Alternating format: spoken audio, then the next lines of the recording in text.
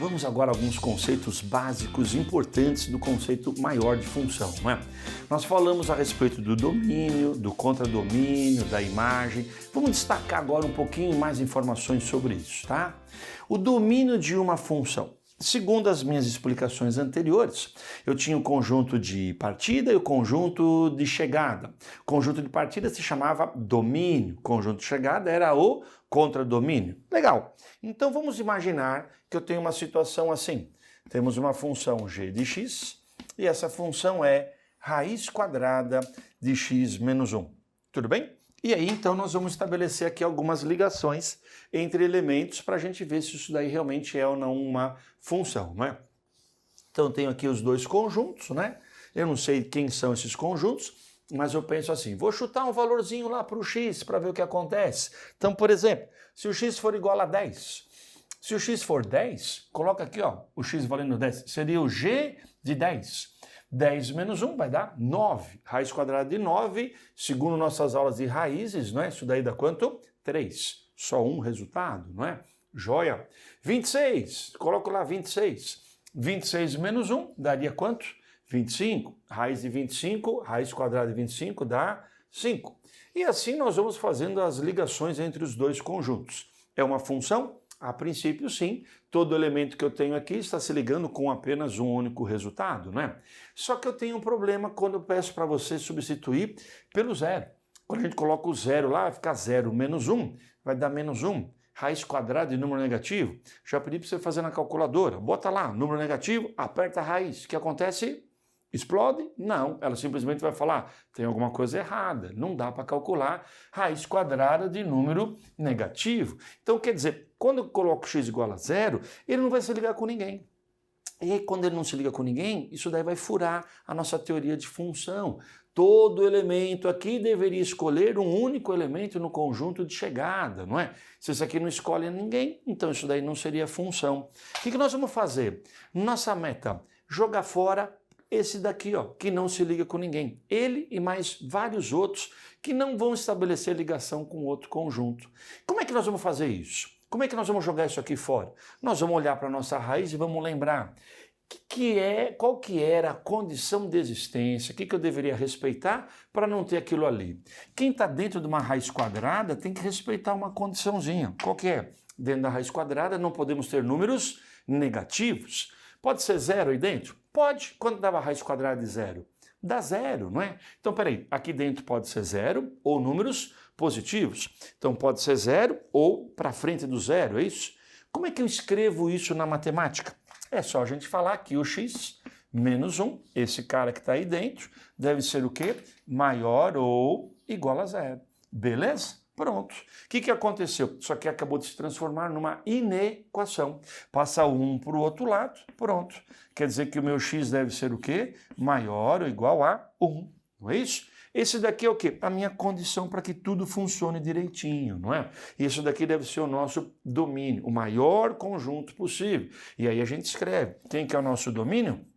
Do 1 para frente. Nossa aula que ficou lá para trás de intervalos, do 1 até o mais infinito. No infinito, colchete voltado para fora sempre, não é? Outra possibilidade da gente escrever a mesma coisa. X pertence a R, tal que x maior ou igual a 1, não é isso? Pronto. E assim a gente acabou de determinar o domínio aí da nossa função, tá? Alguns devem falar, mas por que tem que ser do 1 para frente? Não poderia ser do 3 para frente? Sim, poderia. Mas como não há nenhuma outra informação, a gente vai pegar o maior conjunto possível para estabelecer aqui a nossa função. Ou seja, vamos eliminar só quem dá problema. Tudo bem? Essa é a ideia de a gente montar o nosso domínio. Vamos fazer aqui um outro exemplinho interessante, parecido com esse. Nós já falamos um que tinha raiz, agora vamos falar um que tem fração, não é? Se eu tiver uma função f de x com a seguinte aparência, y igual a, o y, ou f de x igual a 1 sobre 2x menos 10. E aí? Agora nós temos uma fração. Qual que é o problema com a nossa fração? O nosso denominador. O nosso denominador não pode ser 0. O x pode ser zero? Pode. Se o x for zero, vai dar 1 sobre menos 10. Não tem problema nenhum. O que não pode ser zero é o nosso denominador. Já falamos numa aula lá para trás. Tenta fazer 6 dividido por zero. Não dá, é impossível essa conta, não é? Se você fosse fazer 6 dividido por 2, dá 3, porque 3 vezes 2 dá 6. 6 dividido por zero, se você falar que é zero, olha a besteira que você falou. 0 vezes 0 dá 6? Não. Então, conclusão, está errado. Pessoal, então deve ser o 6. 6 vezes 0 dá 6? Também não. Não tem nenhum número que eu coloque aqui e deixe essa conta coerente com aquilo que a gente já estudou, não é? Então é impossível dividir por zero, né? Não pode dar zero embaixo. Como é que eu escrevo? Você não pode ser zero. Ué, moleza? É só a gente falar o quê? 2x menos 10 deve ser diferente de zero. Passo 10 para o outro lado, passo 2 dividindo. Quer dizer que o x deve ser o quê? Diferente de 5. Só isso. Como é que eu posso escrever isso? De duas maneiras legais. Primeira delas, você pode falar assim, conjunto dos números reais menos o conjunto que tem o 5 como elemento, não é? Então seria todo o nosso universo menos o número 5. Só que essa aqui é uma operação entre conjuntos, então eu preciso colocar a chavinha para manter a coerência da informação, tá? Outra possibilidade legal, pode ser que você prefira, x pertence a R, tal que x diferente de 5. Cada um escreve do jeito que for mais interessante, as duas maneiras estão corretas. Tudo bem? Agora uma função com um monte de x num monte de lugar, né? Eu fiz aqui já uma alteração, em vez de colocar o f de x, coloquei o y, dá na mesma, isso não muda nada, não é? O que está complicando é que eu estou vendo que eu tenho x em vários lugares. Se alguém pergunta para mim qual é o domínio, não adianta dar certo num pedaço e errado no outro, você concorda? Vamos pensar assim, aqui o x pode ser zero? Pode, ficaria a raiz de 12. Só que se aqui for zero, vai ficar ruim, né? Não dá para ser zero ali embaixo. O x pode ser 20 aqui? Pode. Só que se você colocar 20 no lugar desse x, você vai ter o número negativo. Não funciona. Qual que é a minha sugestão? Vamos pegar cada um dos locais que tem um x e vamos impor a condição que cada um deles exige. Depois a gente vê qual que é um que serve para todo mundo, não é? Então eu estava olhando para esse cara aqui, O que eu sei sobre ele? Ele está no denominador, né? Então quer dizer que ele não pode ser zero. Pronto, já impus a restrição, não é? Esse outro aqui, O que acontece com ele? Ele está dentro de uma raiz quadrada, então ele não pode ser número negativo. Como é que eu escrevo isso? 4x mais 8 deve ser o quê? Maior ou igual a zero. Vamos lembrar que pode sim dar zero no numerador, pode sim dar zero dentro de uma raiz, não tem problema, não é? Só que agora temos ainda x aqui no denominador também, né? Isso. Pela raiz quadrada, aqui dentro não pode ser número negativo. Tá, então vamos eliminar os negativos. Pode ser zero? Pela raiz tudo bem, mas acontece que ele está no denominador. Se ele está no denominador, o que acontece? E der zero, vai ficar zero aqui embaixo. Isso não pode acontecer. Então, peraí, dois problemas. Não pode ser negativo por causa da raiz, tira os negativos. Não pode ser zero por causa do denominador, tira o zero. Se eu tirar os negativos e o zero, o que vai sobrar, gente? Vai sobrar os positivos. Como é que eu escrevo isso? Só pode ser positivo. Só pode ser positivo, você põe assim, maior que zero. Beleza? Perceba que o verde pode ser zero, porque está em cima, e o azul não pode. O azul tem que ser só positivo. Estou eliminando essa possibilidade dele ser zero, não é? E agora? Agora eu vou analisar cada um deles. Como? Vou ver qual que é o intervalo que interessa para cada um deles e aí eu vou ver qual que é a parte que eu vou colocar como domínio da nossa função, não é? Esse primeiro aqui está pronto. Quando eu falo x diferente de zero, o que significa isso? Eu vou trabalhar com a nossa reta inteira, com exceção do zero. No zero vai ser o quê? Bolinha aberta, não é? Esse verde, o que nós vamos fazer com ele? Preciso resolver. Vamos fazer junto aqui, 4x mais 8, maior ou igual a zero. E na equação do primeiro grau, passa o 8 para o outro lado, vai ficar menos. O 4 está multiplicando, passa para o outro lado, dividindo. Menos 8 dividido por 4, portanto o x vai ser o quê? Maior ou igual a menos 2, é isso? Tudo bem? Como é que fica então esse pedaço verde? É do menos 2, bolinha fechada, para a direita, não é isso? maior ou igual a menos 2, certo? E, finalmente, aquela parte que sai em azul, outra inequação. Vamos lá.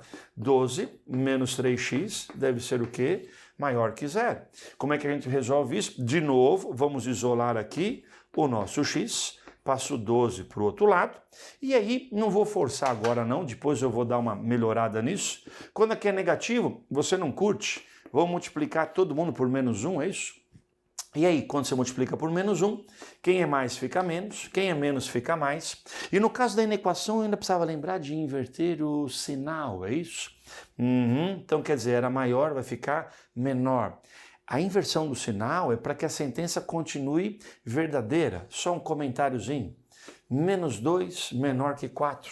Se eu inverto o sinal dos dois, o que acontece? Eu também tenho que inverter o sinal da desigualdade para que ela continue verdadeira, né? Essa é a ideia quando você multiplica por menos 1. Bom, invertemos o sinal da inequação, quem era menos ficou mais, passo 3 dividindo, conclusão, vai ficar o 12 dividido aqui por 3, portanto o nosso x vai ficar o quê? Menor que 4. Legal, vamos marcar aqui então, que é qual o intervalo que nos interessa, todo mundo que esteja antes do 4, não é? E aí? E aí qual que é o intervalo que serve para todo mundo? É o intervalo que vai começar no menos 2, vai até o 0, aí depois você pula o 0 e aí você continua do 0 até o 4, não é? Vai do 0 até o 4. Então quer dizer, são dois pedacinhos. Como é que a gente pode colocar nossa resposta? Olha, temos várias maneiras para a gente escrever isso. Se você curte intervalo, tem gente que vai escrever assim, do menos 2 até o 0, usando colchete. Do menos 2 até o 0, no 0, colchete voltado para fora, porque é bolinha aberta. União do 0 até o 4. Não entra nem o 0, nem o 4. Tudo bem? Pode fazer assim também, né? Beleza? Uma outra possibilidade, com a vantagem de ter eliminado o 0 aqui, a gente poderia escrever desse outro jeito. Quer ver que legal? Coloca assim, x pertence a R com um asterisco aqui em cima. Quando a gente coloca isso, o que nós estamos fazendo? Estamos eliminando o 0.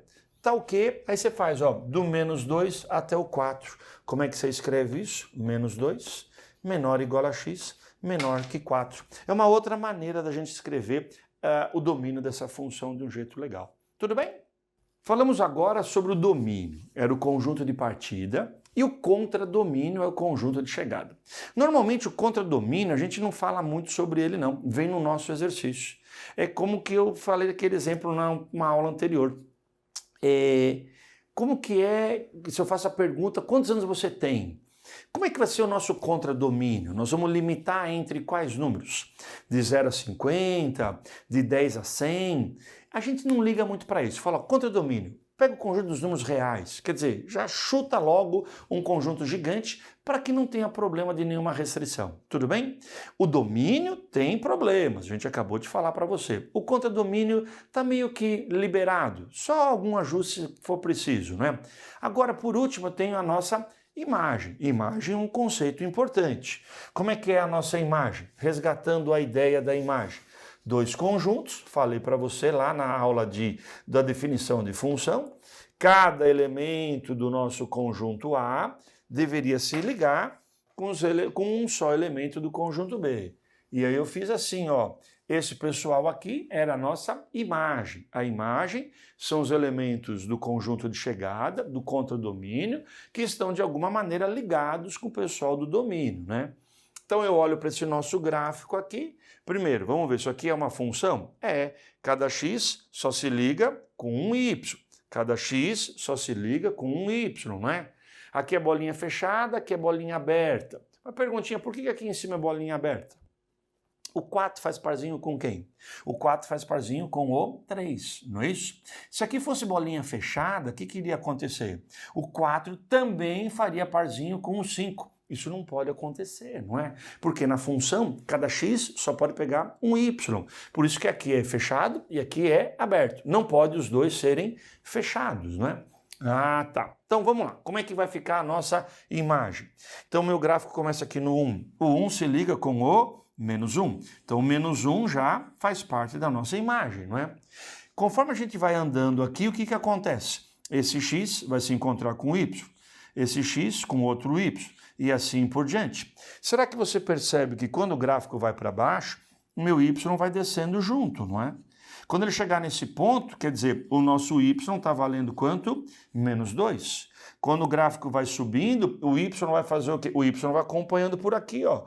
É isso? E assim, então, o gráfico sobe e o y vem aqui no eixo dele, não é? E assim vai até o 3. Então, todo mundo aqui está se ligando com y nesse intervalo. Aí, de repente, meu gráfico dá um salto. Ele vai parar lá em cima. Só que lá em cima é bolinha aberta, não? Isso, então aqui quer dizer, o 4 não se liga com o 5. Não, então ali vai ser bolinha aberta.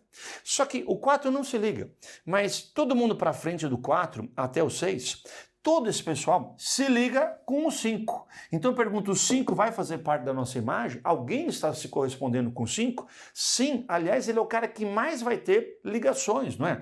Todo mundo desse intervalo se liga com o 5. Então aqui vai ficar bolinha fechada. De novo, se dependesse do 4, ficaria a bolinha aberta. Mas olha o 6. O 6 está se ligando com o 5. Então o 5 está assim na nossa imagem, não é? Quando o gráfico desce, o que acontece com o nosso y? Ele vai descer um pouquinho também, não é? E aqui então vai chegar até o 4. Então, conclusão, esse intervalo representa aquela parte ali do nosso gráfico. Então a nossa imagem é todo esse intervalo que eu marquei aqui para você em verde, não é? Como é que eu escrevo a nossa imagem? Vamos lá, maneiras para a gente representar esse nosso intervalo. Eu posso fazer como? Aqui vai ficar como? A nossa imagem do menos 2 até o 3, não é isso? União com o pedacinho que vai do 4 até o 5, utilizando a ideia de intervalos. Tudo bem? Assim a gente acabou de fazer a nossa imagem. Eu gosto também de explicar assim, é como se eu apertasse o gráfico no eixo Y, você está jogando todo mundo em cima do eixo Y, e a parte que fica marcada corresponde à nossa imagem. Tudo bem? Eu gosto de falar assim, ó, você aperta aqui, ó, e vê aonde que você vai marcar. Vai marcar todo esse pedaço, não é? Se você não curte o intervalo, quer fazer de outro jeito, você também pode escrever assim, y pertence a R, tá o quê? Como é que eu escrevo? Do menos 2 até o 3. Menos 2 menor ou igual a y. Por que eu não estou usando o x? Afinal de contas, estou falando da imagem, né? Ou qualquer outro pedaço, do 4 até o 5. 4 menor ou igual a y, menor ou igual a 5. Tá aí, então, maneiras que a gente tem para escrever a nossa imagem. Beleza? Importante também a gente saber identificar isso. A imagem não vem na função. Na função é de onde sai, aonde chega e como liga. Sai do domínio, chega no contradomínio. A imagem eu tenho que ver o gráfico para descobrir, tá bom?